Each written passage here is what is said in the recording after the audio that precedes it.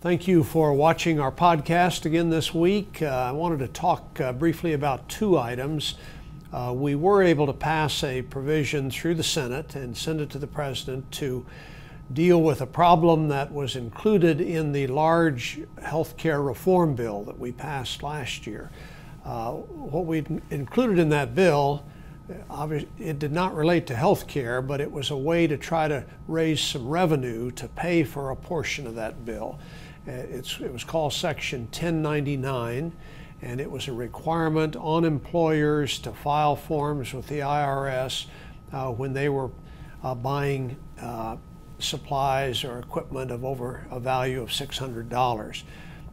This was seen as, and was, in my view, overly onerous requirement that we were putting in on taxpayers, and we wanted to get rid of that. We did pass a provision this week to get rid of that, and that will be deleted now from the health care reform bill. So I think that's progress. It fixes a concern that many small business owners in our state and throughout the country have had. The other big item of concern this week, of course, is how do we get agreement on a budget so as to avoid shutting down the government? I'm recording this on Friday morning, and at this time we don't yet have that agreement. That's very unfortunate in my view. I think the unfortunate reality is we're not arguing anymore about dollar figures because there has been agreement to substantially cut back on some of the funding items that had otherwise been contemplated for this year's budget. So that has been largely resolved. The issues now are ideological issues, issues related to abortion, issues related to regulation of the environment, greenhouse gas emissions, those types of things.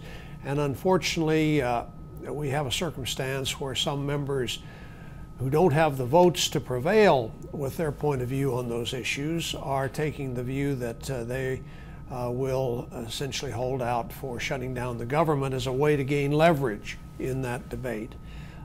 To my mind, that's unfortunate. I don't think that was the way the Founding Fathers intended our government to function. And I hope we can agree to a resolution on the issues and get on with the normal functioning of government, which I think provides many useful and needed services throughout our country. So there'll be a lot more information on this on our website, which you can access if you'd like, and it may be we have a break in the clouds here and get this thing resolved in the next few hours. I certainly hope so. Again, thanks for watching the podcast. We appreciate your continued interest in what we're doing.